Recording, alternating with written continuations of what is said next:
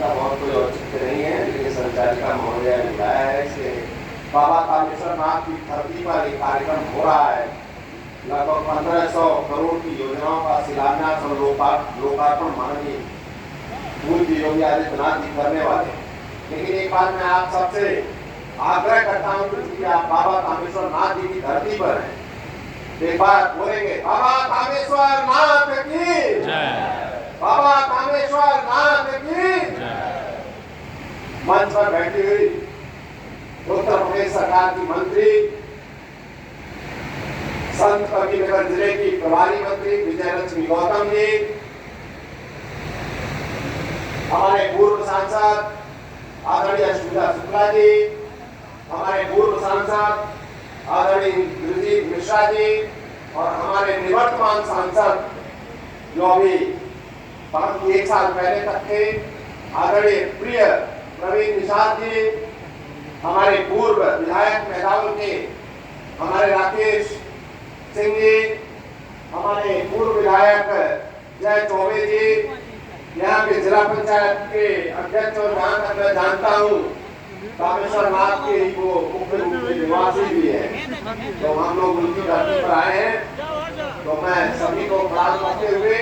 और जिन लोगों ने जो बातें कही है हमारे पूर्व वक्ताओं ने,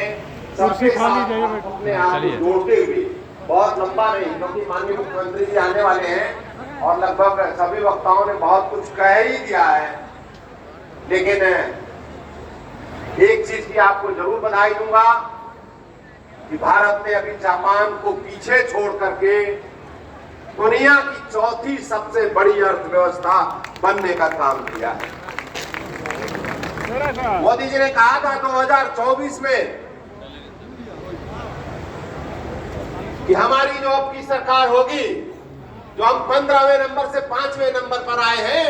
दुनिया की अर्थव्यवस्था में, हम 5 साल में तीसरे नंबर की अर्थव्यवस्था बनेंगे और आप देखेंगे कि साल 2 साल के अंदर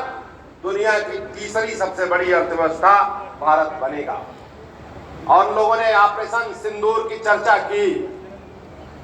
इसके पहले भी हमले हुए थे। 26/11 का ताज होटल का हमला हुआ था, उससे बड़े बड़े हमले हुए थे, जगह जगह बम विस्फोट हुए थे। संकट मोचन में प्रभु श्री राम मंदिर पर हमला हुआ था, सेना ने कई बार प्रयास किया, अनुमति मांगी, जो सोनिया गांधी जी की देखरेख में मनमोहन सिंह जी की सरकार चल रही थी, लेकिन उन्होंने कहा कि नहीं नहीं नहीं नहीं, हम कूटनीतिक प्रयासों से अपना काम जारी करेंगे, रखेंगे, और वो डोजियर पर डोजियर भेजते गए। लेकिन आपको जानना भी चाहिए, बहुत लोग जानते भी होंगे, दुनिया में एकमात्र भारत है, अमेरिका भी नहीं है, रूस भी नहीं है, एकमात्र भारत है जिसने किसी परमाणु संपन्न राष्ट्र में घुस करके तीन बार हमला किया है। सर्जिकल स्ट्राइक, एयर स्ट्राइक, और 22 अप्रैल का बदला 22 मिनट में 9 आतंकी अड्डों को उड़ा करके अंदर उनके घुस करके भारत ने लेने का काम किया। केवल पहलगाम की जो हमारे बहनें विधवा हुई थी उनके सिंदूर का ही बदला नहीं लिया गया, 26/11 के भी आतंकी मारने के काम हुए, और जो कंधार विमान अपहरण कांड था उसके भी आतंकियों के मारने का काम हमारी भारत की बहादुर सेना ने मोदी जी के नेतृत्व में करने का काम किया। भारत ने कहा, पाकिस्तान को संदेश दिया कि हमारा लक्ष्य आपकी सेना और आपकी जनता पर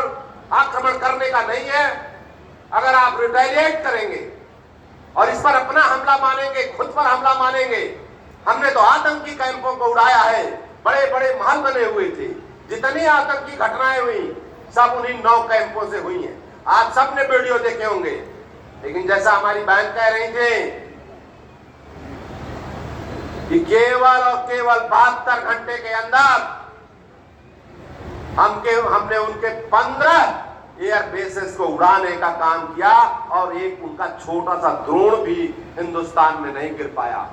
पहली बार दुनिया ने देखा, भारत की ताकत को समझा कि दुनिया में भारत कैसे घर में बैठे बैठे कर दुनिया में किसी भी राष्ट्र जो हमारे अगल बगल राष्ट्र हैं 10,000 किलोमीटर तक भारत हमला कर सकता है। ऐसे नहीं हुआ है। ये जो आकाश मिसाइल ने पाकिस्तान के ड्रोन और मिसाइलों को गिरने नहीं दिया, जो चीनी नकली मिसाइलें थी जिन पर दम भरता था पाकिस्तान, उनको उड़ाने का काम हमारी स्वदेशी मिसाइलों ने किया है। जिस राफेल पर इस प्रश्न खड़ा कर रहे थे, इस राफेल ने उनको जमीन पर पटकने का काम किया है। हमारे मुख्यमंत्री जी मुझे लग रहा है